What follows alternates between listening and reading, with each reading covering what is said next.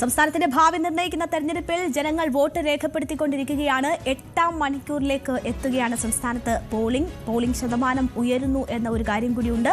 ഏതാണ്ട് 65% പിന്നിട്ട് പോളിംഗ് ശതമാനം സംസ്ഥാനത്താകെ മാറുന്നു എന്നൊരു സാഹചര്യമാണുള്ളത്. അല്പം മന്ദഗതിയിലാണ് പലയിടത്തും പോളിംഗ് പുരോഗമിക്കുന്നത്. എന്നാൽ ഇനിയുള്ള മണിക്കൂറുകൾ കൂടുതൽ ശക്തമാകുമെന്ന പ്രതീക്ഷ കൂടിയാണുള്ളത്. നേരത്തെ വെള്ളാപ്പള്ളി നടേശൻ കണിശക്കുളങ്ങരയിലെ സ്കൂളിലെത്തി വോട്ട് രേഖപ്പെടുത്തിയിരുന്നു. അദ്ദേഹം വ്യക്തിപരമായ ആഗ്രഹം പിണറായി ഭരണം തുടരണമെന്നാണ് എന്നൊരു അഭിപ്രായം രേഖപ്പെടുത്തിയിരിക്കുകയാണ്. സതീശൻ ഉൾപ്പെടെ MLA-മാരായി തെരഞ്ഞെടുക്കപ്പെടുന്നവർ എല്ലാം മുഖ്യമന്ത്രിയാകാൻ യോഗ്യൻ ആണ് എന്നൊരു കാര്യം അദ്ദേഹം പറയുന്നു. പലയിടത്തും ശക്തമായ മത്സരമുണ്ട്. BJP അക്കൗണ്ട് തുറക്കുമോ എന്ന ചോദ്യത്തിന് കൃത്യമായ മറുപടി അദ്ദേഹം പറഞ്ഞില്ല. പക്ഷേ വോട്ട് വിഹിതം വർദ്ധിപ്പിക്കും എന്നൊരു പരാമർശമാണ് അദ്ദേഹത്തിന്റെ ഭാഗത്തു നിന്നും ഉണ്ടായിട്ടുള്ളത്. തുടർ ഭരണത്തിന്റെ അദ്ദേഹത്തിന്റെ വ്യക്തിപരമായ ആഗ്രഹം തുടർ ഭരണം എന്നതാണ് എന്ന കാര്യം വിശദീകരിച്ചിരിക്കുകയാണ് വെള്ളാപ്പള്ളി നടേശൻ. നമ്മൾ വീണ്ടും മലപ്പുറത്തേക്ക് പോവുകയാണ്. മലപ്പുറത്ത് ഇത്തവണ വലിയ രീതിയിലുള്ള പോളിംഗ് ആദ്യ മണിക്കൂറുകളിലൊക്കെ രേഖപ്പെടുത്തിയിരുന്നു. ഉച്ചയ്ക്കുള്ള സാഹചര്യം എന്താണ് എന്നത് പരിശോധിക്കണം. CV അനുമോദാണ് നമുക്കൊപ്പം അവിടെ നിന്ന് ചേരുന്നത്. പെരിന്തൽമണ്ണയിലാണ് ഇപ്പോൾ അനുമോദ് ഉള്ളതെന്ന് ഞാൻ മനസ്സിലാക്കുന്നു. അനുമോദ്, മലപ്പുറത്തെ സംബന്ധിച്ച് ലീഗിന്റെ ശക്തി കേന്ദ്രമാണ്. ലീഗിന്റെ സ്ഥാനാർത്ഥി പട്ടിക ഇത്തവണ വലിയ രീതിയിൽ ചർച്ച ചെയ്തതാണ്. അവിടെ ഒരു തലമുറ മാറ്റത്തിന്റെ സൂചനയാണ് ലീഗ് നൽകിയിരുന്നത്. ആ നിലയ്ക്കുള്ള സ്ഥാനാർത്ഥികളെയാണ് ലീഗ് ഇത്തവണ അവിടെ പരീക്ഷണത്തിന് ഇറക്കിയിരിക്കുന്നത്. അപ്പോൾ അതിനോടുള്ള വോട്ടർമാരുടെ പ്രതികരണം എന്താണ്? യുവാക്കളെയൊക്കെ നിരത്തിയുള്ള സ്ഥാനാർത്ഥി പട്ടികയിൽ യുവാക്കൾ ഉൾപ്പെടെ ആ രീതിയിൽ പ്രതികരിക്കുന്നുണ്ടോ മലപ്പുറത്ത്?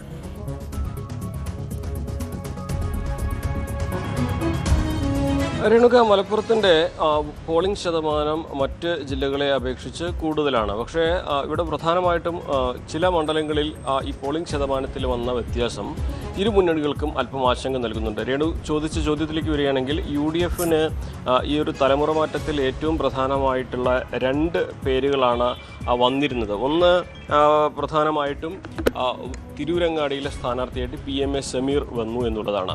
അവിടെ പോളിംഗ് ശതമാനം നമ്മൾ നോക്കുമ്പോൾ അത് മറ്റ് മണ്ഡലങ്ങളെ അപേക്ഷിച്ച് താരതമ്യേന കുറവാണ് എന്നുള്ളതാണ്. തിരൂരങ്ങാടിയും 1 മണി പ്രകാരമുള്ള 1.5 പ്രകാരമുള്ള കണക്ക് പ്രകാരം 45 ആയിട്ടുള്ളൂ.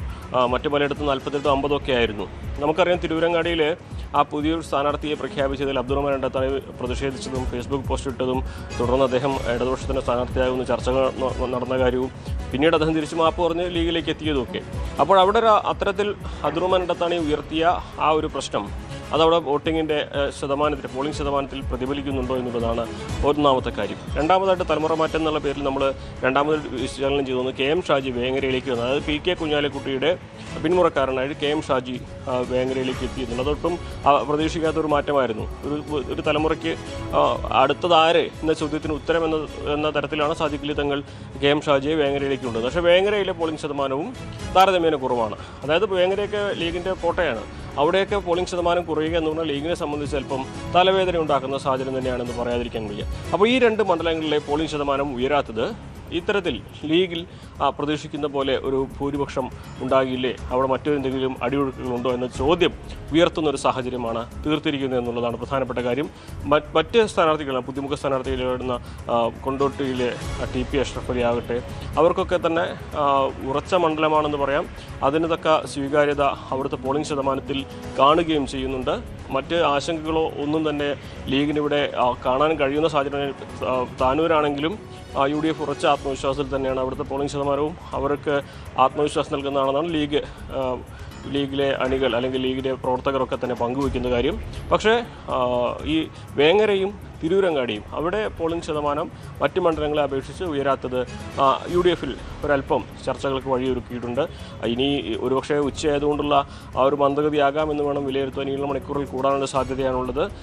ഇതേ ആശങ്ക LDF-നെ സംബന്ധിച്ച് പൊന്നാനിയിലും ഇത് പോളിംഗ് ശതമാനത്തിൽ വർധനമുണ്ടാകാത്തതിനെ തുടർന്ന് തോന്നുന്നുണ്ട്. കാരണം അവരെ സംബന്ധിച്ച് പൊന്നാനിയും തിരൂരും പ്രതീക്ഷയുണ്ട്. തിരൂരിൽ V അബ്ദുറഹ്മാൻ ആയതുകൊണ്ടാണ് ഇത്തവണ അത്രയും പ്രതീക്ഷ അവർ വെക്കുന്നത്.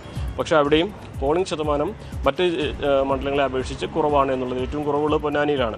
സ്വാഭാവികമായിട്ടും പൊന്നാനിയിൽ LDF-നെ സംബന്ധിച്ച് സ്ഥാനാർത്ഥി നിർണ്ണയത്തെ തുടർന്നുണ്ടായ പ്രശ്നങ്ങളും അസ്വാരസ്യങ്ങളൊക്കെ തെരഞ്ഞെടുപ്പ് ബഹിഷ്കരണത്തിലേക്ക് പല ആഹ്വാനങ്ങളൊക്കെ സാമൂഹ്യ മാധ്യമങ്ങളിലൂടെ വന്ന സാഹചര്യം കൂടിയുണ്ട്.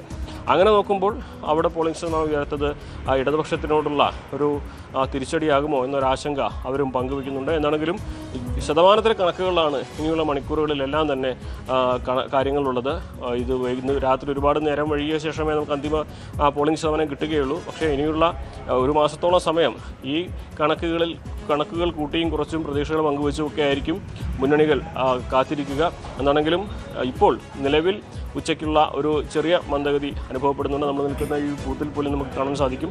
ഇവിടെ തിരക്കില്ല, പക്ഷേ ഇവിടുത്തെ 55% വോട്ടർമാർ വോട്ട് ചെയ്ത് കഴിഞ്ഞു എന്നാണ് അറിയിച്ചിരിക്കുന്നത്. പലയിടത്തും തിരക്കില്ലെങ്കിലും പോളിംഗ് നടക്കുന്നുണ്ട്. പക്ഷേ ഇനിയുള്ള സമയം ഒരുപക്ഷെ 4 മണിക്ക് ശേഷം തിരക്ക് ഇനി ഈ ചൂട് കാരണം എത്താത്തവരൊക്കെ ഒരുപക്ഷെ ഇനിയുള്ള സമയങ്ങളിൽ എത്താനുള്ളൊരു സാധ്യത തന്നെയാണ് മുന്നിൽ കാണുന്നത്. ശരി, മലപ്പുറത്ത് നിന്ന് CV അനുമോദാണ് വിശദമായി തന്നെ വിവരങ്ങൾ നൽകിയത്. പലയിടങ്ങളിലും തലമുറ മാറ്റം ഉണ്ടാകുന്നുണ്ട് എങ്കിൽ പോലും അവിടെ പോളിംഗ് പെർസെൻറ്റേജ് നോക്കുമ്പോൾ ആ രീതിയിലുള്ള ഒരു മാറ്റമൊന്നും ദൃശ്യമല്ല എന്ന കാര്യം അനുമോദ് സൂചിപ്പിക്കുന്നുണ്ട്.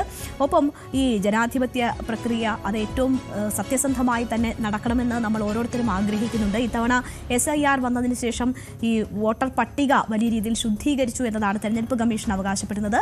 അത് കുറ്റമറ്റ രീതിയിൽ പൂർത്തിയാക്കാൻ കഴിഞ്ഞു എന്നതാണ് തെരഞ്ഞെടുപ്പ് കമ്മീഷന്റെ അവകാശവാദം. പക്ഷേ നേരത്തെ പ്രചരണ രംഗത്തുടനീളം നമ്മൾ കിറ്റ് ആരോപണം കണ്ടു, വോട്ടിന് കോഴ ആരോപണം കണ്ടു. ഇപ്പോൾ ഇന്നത്തെ ദിവസം പലയിടങ്ങളിൽ നിന്നും കള്ളവോട്ട് ആരോപണം കൂടി കേൾക്കുകയാണ്. ഏറ്റവും ഒടുവിൽ ഇപ്പോൾ കള്ളവോട്ട് ആരോപണം കോഴിക്കോട് സൗത്തിൽ നിന്നാണ് വരുന്നത്.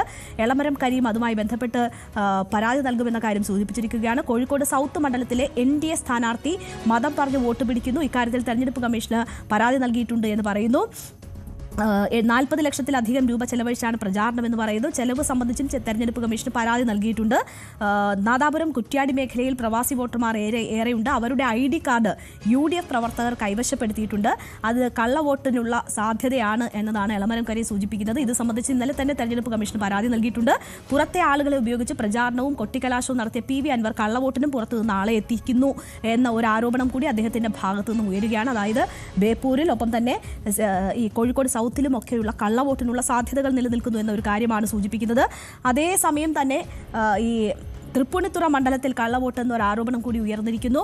പള്ളുരുത്തി ശ്രീ വെങ്കടേശ്വര സ്കൂളിലെ 152-ാം നമ്പർ ബൂത്തിലാണ് കള്ളവോട്ടെന്ന പരാതി ഇപ്പോൾ ഉയർന്നിരിക്കുന്നത്. ജാസ്മിൻ എന്ന സ്ത്രീയുടെ വോട്ട് മറ്റാരോ ചെയ്തു എന്നതാണ് തൃപ്പൂണിത്തുറയിൽ നിന്ന് ഉണ്ടായിട്ടുള്ള ഈ പരാതി. അങ്ങനെ പലയിടങ്ങളിലും ഈ കള്ളവോട്ട് ആരോപണം ഇപ്പോഴും സജീവമായി നിൽക്കുന്നു എന്നതാണ് ഇപ്പോഴത്തെ സാഹചര്യം. അങ്ങനെയുള്ള സാഹചര്യങ്ങൾ പലയിടത്തു നിന്ന് റിപ്പോർട്ട് ചെയ്യപ്പെടുന്നുണ്ട് എന്നതാണ് ഒരു കാര്യം. എന്തായാലും ഇത് വളരെ സുഗമമായി നടക്കേണ്ടതാണ് ഈ തെരഞ്ഞെടുപ്പ് പ്രക്രിയ. അതിനെ അട്ടിമറിക്കാനുള്ള ശ്രമങ്ങളാണ് പലയിടങ്ങളിലും. ഈ കള്ളവോട്ടായാലും വോട്ടിന് പോയ ആരോപണമായാലും കിറ്റ് വിതരണമായാലും ഒക്കെ അത് ജനാധിപത്യത്തിന് ഒട്ടും ഭൂഷണമായിട്ടുള്ള കാര്യങ്ങളല്ല. രാഷ്ട്രീയ പാർട്ടികൾ തന്നെ അതിൽ നിന്നൊക്കെ വിട്ടു നിൽക്കേണ്ടതാണ്. പക്ഷേ ദൗർഭാഗ്യവശാൽ അത്തരം സംഭവങ്ങൾ ആവർത്തിക്കുന്നു എന്നതാണ് നമ്മൾ കണ്ടുകൊണ്ടിരിക്കുന്നത്. എന്തായാലും തിരുവനന്തപുരത്തെ പോളിംഗ് ബൂത്തിലൊക്കെ സ്ത്രീ വോട്ടർമാരുടെ നീണ്ട നിര കാണാൻ പറ്റുന്നുണ്ട്. അത് ഡാൻ കുര്യൻ അവിടെ നിന്ന് വിവരങ്ങൾ അല്പസമയത്തിനകം തന്നെ പങ്കുവെക്കും. സ്ത്രീകളുടെ നീണ്ട നിരയാണ് പല ബൂത്തുകളിലും കാണാൻ കഴിയുന്നതെന്ന് പറയുന്നു. ഒരുപക്ഷെ രാവിലെ അല്പം തിരക്കൊക്കെ ഉണ്ടെങ്കിൽ അത് ഒഴിഞ്ഞതിന് ശേഷം ഇപ്പോൾ പോളിംഗ് ബൂത്തിലേക്ക് കൂടുതലായി സ്ത്രീകൾ എത്തുന്നതാകാം. അല്ലെങ്കിൽ തന്നെ നമ്മളുടെ ഈ തെരഞ്ഞെടുപ്പിൽ ഏറ്റവും കൂടുതൽ വോട്ടർമാർ സ്ത്രീ വോട്ടർമാരാണ്. 52% സ്ത്രീ വോട്ടർമാർ വോട്ട് രേഖപ്പെടുത്തുന്ന തെരഞ്ഞെടുപ്പ് കൂടിയാണ് ഇത്. ആകെ 2,71,42,000 ശിഷ്ടം വോട്ടർമാരുള്ളതിൽ 1,39,00,000 സ്ത്രീ വോട്ടർമാരാണ്. 1,32,00,000 പുരുഷ വോട്ടർമാരുള്ളപ്പോഴാണ് 1,39,00,000 സ്ത്രീ വോട്ടർമാർ ഈ തെരഞ്ഞെടുപ്പിൽ വോട്ട് രേഖപ്പെടുത്തുന്നത്. അതുകൊണ്ട് തന്നെ കേരളത്തിലെ ഈ നിർണായകമായിട്ടുള്ള തെരഞ്ഞെടുപ്പിൽ സ്ത്രീ വോട്ടർമാരുടെ വോട്ട് എന്ന് പറയുന്നത് ഒരു നിർണായക ഘടകമാകും എന്നതാണ് നമ്മൾ കാണേണ്ടത്. അത് മുന്നിൽ കണ്ടുകൊണ്ട് ഈ മാനിഫെസ്റ്റോ ഒക്കെ പ്രസിദ്ധീകരിക്കുമ്പോൾ നമ്മൾ കണ്ടതാണ് അത്തരം ചില കരുതലുകൾ രാഷ്ട്രീയ പാർട്ടികളുടെ ഭാഗത്തു നിന്നും ഉണ്ടായത്. പക്ഷേ സ്ഥാനാർത്ഥി നിർണയത്തിലൊന്നും ആ കരുതൽ ഉണ്ടായിട്ടില്ല എന്നൊരു കാര്യം കൂടി നമ്മൾ കാണണം. സ്ത്രീകളെ മത്സര രംഗത്ത് കൊണ്ടുവരുന്ന കാര്യത്തിൽ എല്ലാ തവണത്തേതും പോലെ തന്നെ ഇത്തവണയും സ്ത്രീകളെ മത്സര രംഗത്തെത്തിക്കുന്നതിൽ രാഷ്ട്രീയ പാർട്ടികൾ പിന്നിലാണ് എന്നൊരു സാഹചര്യമുണ്ട്. പക്ഷേ ഇപ്പോൾ വോട്ട് രേഖപ്പെടുത്താനായി സ്ത്രീകൾ കൂടുതലായി പോളിംഗ് ബൂത്തിലേക്ക് എത്തിക്കൊണ്ടിരിക്കുന്ന കാഴ്ചയാണ് പലയിടങ്ങളിലും നമ്മൾ കാണുന്നത്. കൂടുതൽ വാർത്തകൾക്ക് News 18 Keralam YouTube channel subscribe ചെയ്യുക.